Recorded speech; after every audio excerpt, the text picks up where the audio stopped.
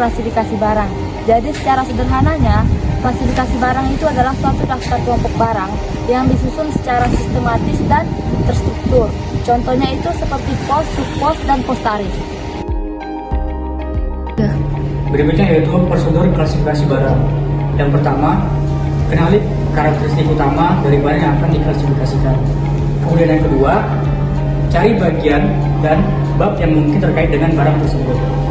Kemudian yang ketiga, lihat catatan bagian dan catatan bab tersebut.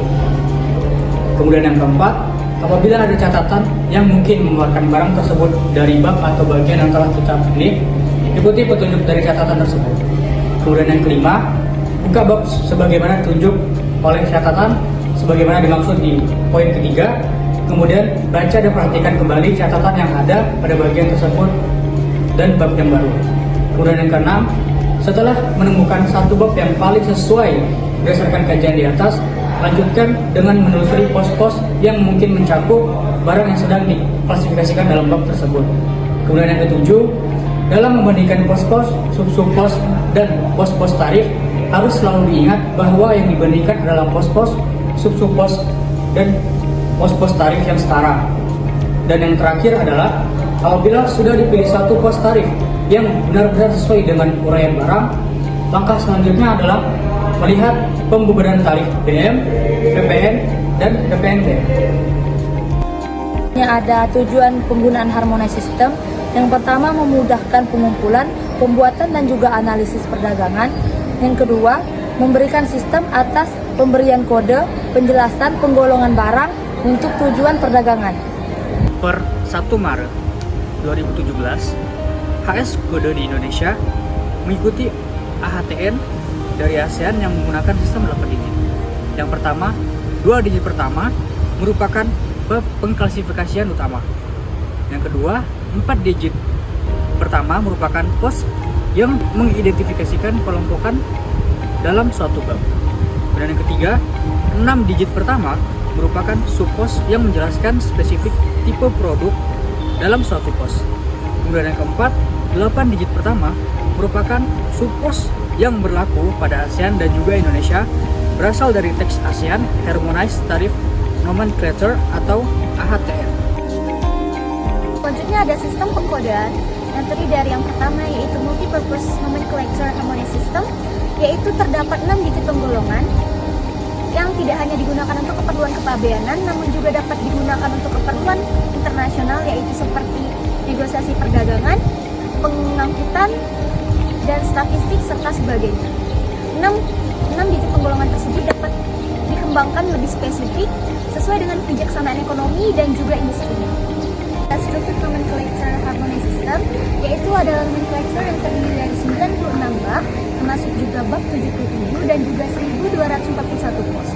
Yang mana pada harmonized system saat ini ada beberapa bab yang tidak digunakan, yaitu bab 77, 98, 99. Bab 77 akan digunakan untuk masa mendatang, sedangkan bab 98 dan 99 digunakan oleh masing-masing kontrakting party, misalnya untuk barang pos atau peralatan pelayaran. Indonesia pernah menggunakan bab 98 untuk keperluan barang ekspor tertentu. Namun pada bulan April 1999 dicabut kembali. Sistem memiliki 3 bagian utama. Yang pertama ada ketentuan umum menginterpretasikan harmonized system atau KUM-HS. Yang kedua ada catatan bab, catatan bagian, dan catatan subpos. Yang ketiga ada pos 4 digit, pos 6 digit yang disusun secara sistematis. Ketentuan umum menginterpretasikan harmonized system terbagi menjadi 6 bagian. Yang pertama ada KUM-HS 1, yaitu nomenklatur yang bersifat sistematik. Contohnya sutra adalah produk hewani, tetapi karena sifatnya yang khusus, tidak diklasifikasikan pada bab 5, tetapi diklasifikasikan khusus pada bab 50. Selanjutnya, saya akan menjelaskan mengenai KUM-HS 2. Jadi KUM-HS 2 ini terbagi lagi menjadi 2, yaitu KUM-HS 2A dan juga 2B. Nah, saya akan menjelaskan mengenai KUM-HS 2 terlebih dahulu. Nah, referensi ini terpakai jika barang tersebut dalam keadaan lengkap atau rampung dan diajukan ketika barang tersebut belum dirakit dan terbongkar. Nah, barang yang tidak lengkap atau barang yang tidak rampung ini dapat dianggap sebagai barang rampung ketika pada saat diimpor barang tersebut memiliki sifat utama sebagai barang lampu. Selanjutnya ada kum HS2B.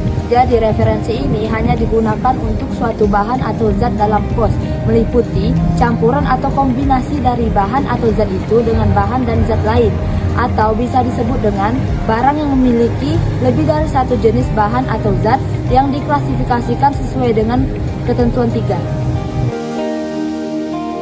Bab berikutnya ada kum HS3, yang mana kum HS3 ini terdiri dari 4 bagian, yaitu yang pertama kum HS3 dan anak bagiannya yaitu kum HS3A, 3B, dan 3C. Pertama-tama mari kita bahas yang kum HS3. Kum HS3 dapat digunakan jika kum HS2 tidak dapat digunakan. Penggunaan kum HS3 harus secara berurutan, yaitu yang pertama mulai dari kum HS3A, lalu selanjutnya kum HS3B, dan yang terakhir kum HS3C. Selanjutnya, mari kita bahas tentang kum HS3A, yaitu pos yang uraiannya lebih spesifik, lebih diutamakan daripada pos yang uraiannya lebih umum. Lalu, pos yang menyebutkan nama barang lebih diutamakan daripada pos yang menyebutkan kelompok barang. Dan yang berikutnya ada kum HS3B. Kum HS3B hanya berlaku untuk campuran barang komposit yang terdiri dari bahan yang berbeda, barang komposit yang terdiri dari komponen yang berbeda, dan juga barang yang dikemas dalam bentuk set untuk penjualan eceran.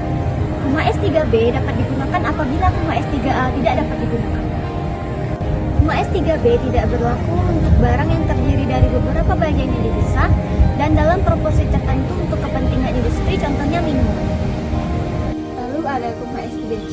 Kum HS3C digunakan apabila kum HS3A dan 3B tidak dapat digunakan, maka barang-barang akan diklasifikasikan dalam pos terakhir. Lalu berikutnya ada kum HS4. Kum HS4 ini digunakan apabila kum HS1 sampai dengan kum HS3 tidak dapat digunakan.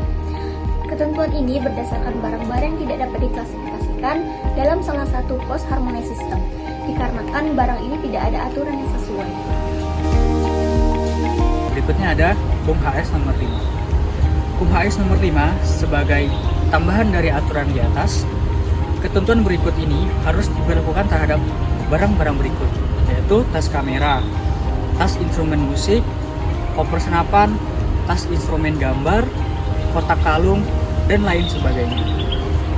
Penjelasan kum HS5A berlaku untuk peti, kotak, dan tempat semacam yang khusus dibuat untuk barang tertentu. Ini ada penjelasan kum HS5B. Berdasarkan aturan dari ketentuan nomor 5A di atas, bahan pembungkus dan kemasan pembungkus. Penjelasan mengacu pada kum HS5A, pembungkusan atau tempat simpan diklasifikasikan dengan barangnya bila biasa dipakai untuk barang tersebut.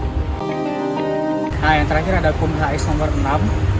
Untuk tujuan hukum klasifikasi barang, dalam subpos dari suatu pos harus ditentukan berdasarkan uraian dari subpos tersebut dengan catatan subpos bersangkutan, serta ketentuan ini di atas dengan penyesuaian seperlunya.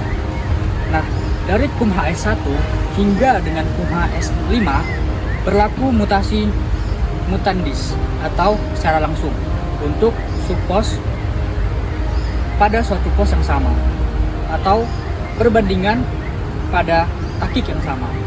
Kum HS6 berlaku sepanjang konteksnya tidak menentukan lain. Artinya, catatan bagian, catatan bab, atau catatan subpos harus tetap menjadi pertimbangan utama. Contohnya, platinum pada catatan 4B. Bab 71 tidak sama dengan platinum pada catatan subpos 2.